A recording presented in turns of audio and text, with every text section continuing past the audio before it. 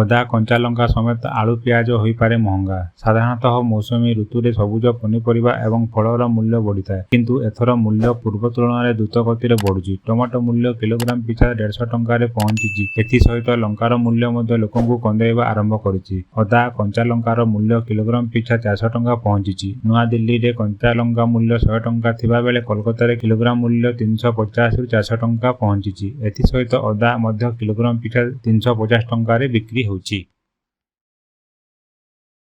McDonald ବର୍ଗରରୁ ହଟାଇଲା tomato. ଦରଦାମକୁ ନେଇ ଚିନ୍ତାରେ ବିଶ୍ୱସ୍ତରୀୟ ଫାଷ୍ଟଫୁଡ୍ ଚେନ୍ ମ୍ୟାକଡୋନାଲ୍ଡ ବର୍ଗରରୁ ହଟାଇଲା ଟମାଟୋ। ଦେଶକୁ ମୌସୁମୀ ଛୁଇଁଛି। ଏପଟେ ପରିବା ଦର ବଢ଼ିଛି କିଲୋ ପିଛା ଶତକ ପାର। ଲୋକପ୍ରିୟ ବର୍ଗର ଆଉଟଲେଟ୍ ମ୍ୟାକଡୋନାଲ୍ଡ ଏବେ ଏହାର ବର୍ଗରରେ ଟମାଟୋ ଦେବାକୁ ମନା କରିଛି। ମ୍ୟାକଡୋନାଲ୍ଡ କହିଛି ଯେ ପାଣିପାଗ ବଦଳିବା କାରଣରୁ ଉତ୍ତମ ଗୁଣବତ୍ତାର ଟମାଟୋ ବଜାରକୁ ମିଳିପାରୁନାହିଁ। ଏହି ଏକ ଅସ୍ଥାୟୀ ସ୍ଥିତି। ଏଥିପାଇଁ ଟମାଟୋ ବ୍ୟବହାର କରିବା ବନ୍ଦ କରିଦିଆଯାଇଛି।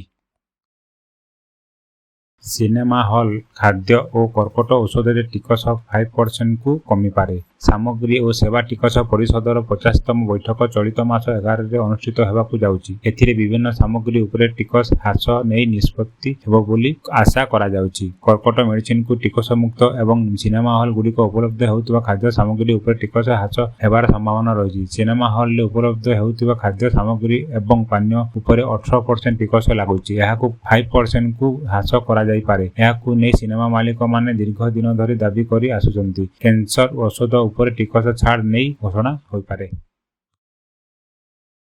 ଏସବୁ ଟ୍ରେନ୍‌ର ଭଡ଼ା କମିବ, ଯାତ୍ରୀଙ୍କୁ ମିଳିବ ରିହାତି। ଟ୍ରେନ୍ ଯାତ୍ରୀଙ୍କ ପାଇଁ ଖୁସି ଖବର ଆଣିଲେ ସରକାର। ରେଳ ମନ୍ତ୍ରଣାଳୟ ବନ୍ଦେ ଭାରତ ଟ୍ରେନ୍ ଏବଂ ଏସି ଚେୟାର କାର୍ ଟ୍ରେନ୍‌ର ଭଡ଼ା ହ୍ରାସ କରିବାକୁ ନିଷ୍ପତ୍ତି ନେଇଛି। ରେଳ ମନ୍ତ୍ରଣାଳୟ ଟ୍ରେନ୍ ପ୍ରତି ଅଧିକ ଯାତ୍ରୀ ଆକୃଷ୍ଟ କରିବାକୁ ଏସି ଚେୟାର କାର୍ ଭଡ଼ାରେ ରିହାତି ଦେବାକୁ ନିଷ୍ପତ୍ତି ନେଇଛି। ରେଳ ମନ୍ତ୍ରଣାଳୟ ଏହି ନିଷ୍ପତ୍ତି ପରେ ବନ୍ଦେ ଭାରତ ସମେତ ସମସ୍ତ ଟ୍ରେନ୍‌ର ଏସି ଚେୟାର କାର୍ ଶ୍ରେଣୀର ଭଡ଼ା 25% ହ୍ରାସ ପାଇବ।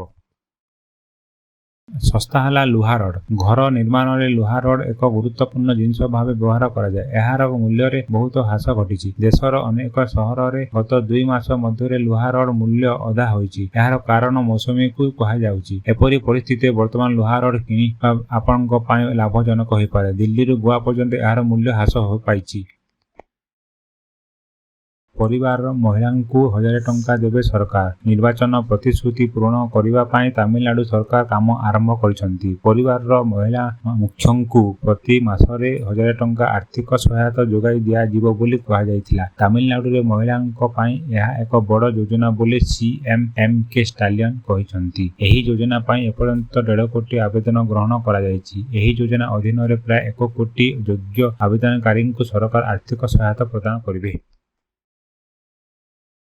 ରାଜ୍ୟ ସରକାର ବଢ଼ାଇଲେ 5% ମହଙ୍ଗା ଭତ୍ତା। କେନ୍ଦ୍ର ସରକାରୀ କର୍ମଚାରୀମାନେ ଭତ୍ତା ବୃଦ୍ଧି ପାଇଁ ଅପେକ୍ଷା କରିଛନ୍ତି। ଆଶା କରାଯାଉଛି ଯେ ଜୁଲାଇ ମାସରେ ମୋଦି ସରକାର କେନ୍ଦ୍ରୀୟ କର୍ମଚାରୀଙ୍କ ଡିଏ ବୃଦ୍ଧି କରିବାର ଉପହାର ଦେଇପାରନ୍ତି। ଏହି ସମୟରେ ରାଜ୍ୟର କର୍ମଚାରୀମାନେ ଏକ ବଡ଼ ଉପହାର ପାଇଛନ୍ତି। ଛତିଶଗଡ଼ ଓ ରାଜସ୍ଥାନ ଦୁଇ ରାଜ୍ୟ ମହଙ୍ଗା ଭତ୍ତା ବୃଦ୍ଧି କରିଛନ୍ତି। ଛତିଶଗଡ଼ ସରକାର କର୍ମଚାରୀଙ୍କ ଭତ୍ତା 5% ବୃଦ୍ଧି କରିଛନ୍ତି। ରାଜସ୍ଥାନ ସରକାର କର୍ମଚାରୀଙ୍କ ଡିଏକୁ 16% ବୃଦ୍ଧି କରିଛନ୍ତି।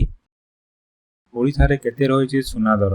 ସୁନା କିଣିବାକୁ ଯାଉଥିଲେ ନଜର ପକାନ୍ତୁ ଆଜି ସମେତ ଦେଶର ପ୍ରମୁଖ ସହରମାନଙ୍କରେ କେତେ ରହିଛି ସୁନା ଦର। ଆଜି ଭାରତୀୟ ବଜାରରେ 22 କ୍ୟାରେଟ୍ ସୁନା ଦର 10 ଗ୍ରାମ ପ୍ରତି 54,550 ଟଙ୍କା ହୋଇଥିବା ବେଳେ 24 କ୍ୟାରେଟ୍ ସୁନା ମୂଲ୍ୟ ମଧ୍ୟ 10 ଗ୍ରାମ ପ୍ରତି 59,510 ଟଙ୍କା ରହିଛି।